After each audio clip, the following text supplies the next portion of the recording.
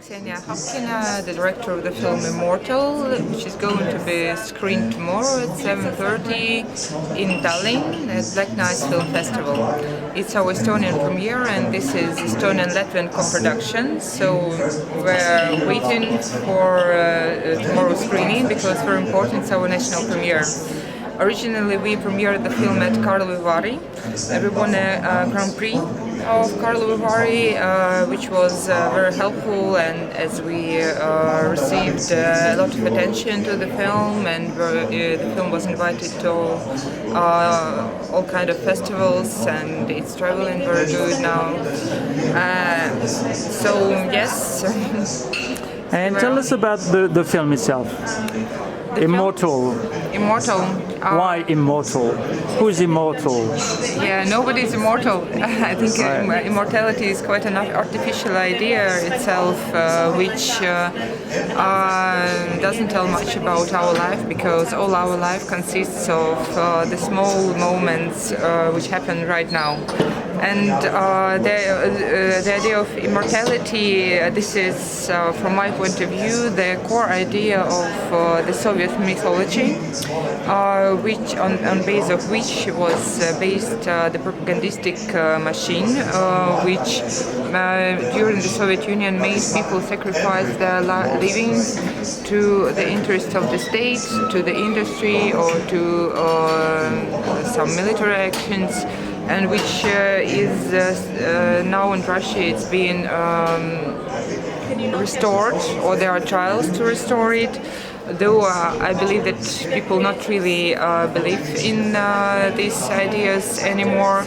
But still, there is a special system of putting people into some unities and producing the figure of the outer enemy, which is not really specific only for Russia, but for many countries and places in the world right now. That is why I think IMMORTAL is the film not only about Russia and Soviet propagandistic regime, but also about kind of universal process, which I find really dangerous. And how did you design the strategy to make that point? Who did you follow? Why did you pick the kids? And I just once found the blog where people described how they traveled around the Kola Peninsula. It's Russian north. It's behind Polar Circle, where Apatite is situated also. And they described one town situated in totally lunar landscape, where there were some Soviet buildings and the remains of the military techniques, and between these there were children, and it all looked really surreal. And I was looking for some town where there was no settlement before, and which to have a clear, some clear architectural and cultural phenomenon of Soviet Union. That's how we found Apatite. Where? In the north of Russia, in Kola Peninsula. It's not far from the border of Norway. Yeah, and that's how we found it, because it's kind of there was nothing before the Apatite ore was found there in 1920s, and the labor camp was made there where a lot of prisoners, like political and gulags, and just criminals. They were sent to dig the ore and to build the railroad. And after the Second World War, the Soviet Union just started to pay people money for this job, for the same job that the prisoners made.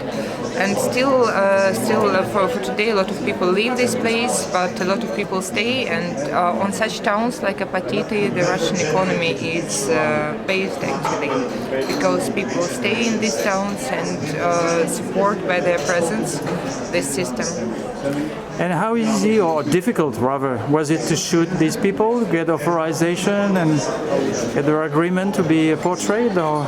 Oh no, they were very nice, and yes? The thing is that we didn't shoot the private stories of the people, because I was interested in how the system works, yes, and in people who just take part in it and how they manage to be inside of it. So I we didn't really go to any private lives, and that's why people felt, I think, quite uncomfortable when we filmed it. What kind of a setup did you have? Equipment, light, cameras, or how did you shoot this? Well, usually I film with the small crew, the cameraman, the DOP, the sound guy, and me, and sometimes producer or fixer. And this time we had the crew of 3 people, and it was, I think, C300, which is quite popular now, which we use for this film. And I also film by myself a little, so when the cameraman makes a main filming, I film some details. So that's why we have 3 cameramen, because main cameraman was Alexander Demyanenko, who actually made this wonderful style of the film, and another cameraman was Artem Ignatov, who made one of the expeditions and made all these beautiful trains. And this was me as a cameraman who made this small shooting. And we have a lot of editors as well, so we have to have a different look on the footage. What made you take the decision to become a filmmaker? How did this happen, and then how? Spontaneously. I never chose to be a filmmaker. Filmmaking chose me. All right. And what was your first film? My first film was called Zavia, the snowstorm. I filmed it in Belarus. It was a short film about an old lady staying in the abandoned village in Belarus and fighting with the snowstorm who surrounds her every day. And it was a film of loneliness and about some existing on the earth and fighting for living. Which film was the most difficult to finance or to start, to launch, to do?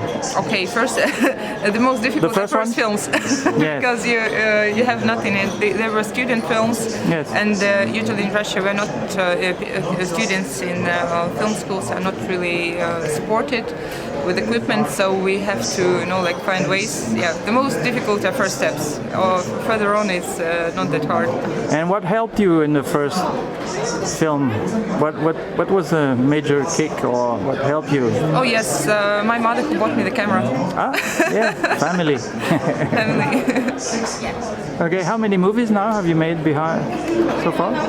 I have 2 mid-length films, and one. This is my first feature-length film, and I had some shorts. I think 5. And Ksenia, what's your next one? Next film is going to be about women in Caucasus. Can't say more. Okay, well, looking forward to see it soon on a big festival, and good luck with the Oscars.